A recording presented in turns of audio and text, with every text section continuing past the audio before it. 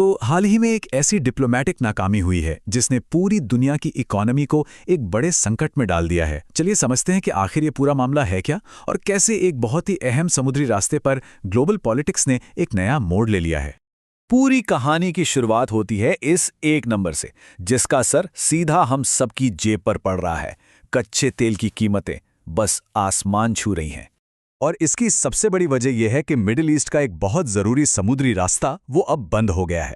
और इसके बंद होने का मतलब है कि दुनिया के करीब 20% ऑयल सप्लाई एक जगह पर फंस कर रह गई है।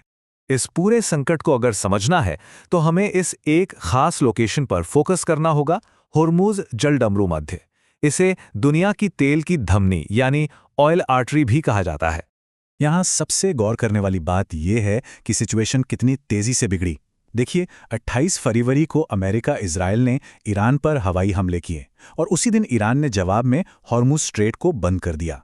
फिर कुछ ही हफ्तों में एक सैन्य हमला एक ग्लोबल ब्लॉकेड में बदल गया, जिसने पूरी दुनिया की सप्लाई चेन को हिलाकर रख दिया।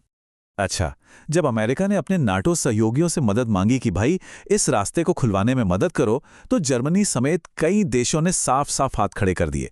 उनका कहना था ये हमारी लड़ाई नहीं है।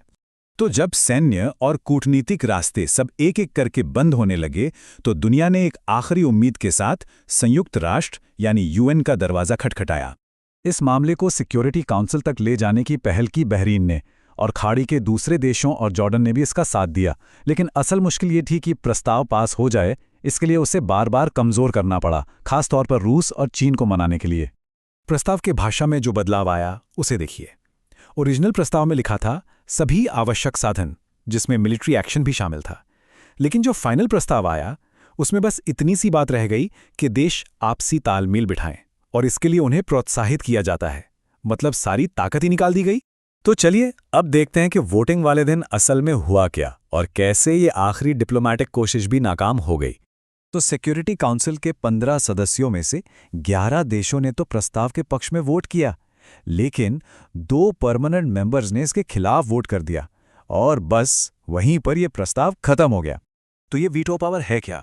इसका मतलब सीधा सा है कि अगर 5 परमानेंट मेंबर्स चीन, फ्रांस, रूस, यूके या अमेरिका में से कोई एक भी किसी प्रस्ताव के खिलाफ वोट कर दे तो वो प्रस्ताव वहीं के वहीं खारिज हो जाता है, फिर चाहे बाकी के सारे सदस्य उसके पक्ष में ही क्यों ना हो। और इस मामले में वो 2 वीटो डाले, रूस और चीन ने, जबकि पाकिस्तान और कोलंबिया ने तो वोटिंग में हिस्सा ही नहीं लिया। मतलब इतनी कोशिशों के बाद जो एक आखिरी रास्ता दिख रहा था वो भी बंद हो गया। संयुक्त राष्ट्र में ये जो हुआ ये सिर्फ एक वोट का नतीजा नहीं है, नहीं, ये इस बात का इशारा है कि दुनिया में पावर का जो बैलेंस है वो अब बदल रहा है। चीन ने सिर्फ वीटो नहीं किया, उसके विदेश मंत्रालय ने तो बाकायदा एक बयान जारी करके इस पूरे संकट की जड़ अमेरिका और इजराइल के मिलिट्री एक्शन को बता दिया।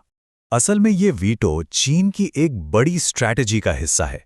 देखिए, बीजिंग पिछले कई सालों से तेहरान के साथ अपने आर्थिक और सामरिक रिश्ते लगातार मजबूत कर रहा है, चाहे वो डिस्काउंट पर तेल खरीदना हो या 25 साल की पार्टनरशिप डील।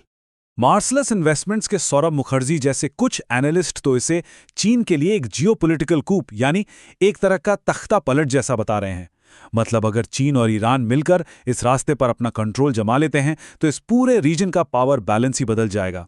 तो एक बंद समुद्री रास्ता और उस पर लगे 2 वीटो, ये जो पूरा घटनाक्रम है ये हमें एक बहुत बड़े सवाल पर लाकर छोड़ देता है। क्या हम सच में ग्लोबल पावर के एक बिल्कुल नए दौर की शुरुआत देख रहे हैं?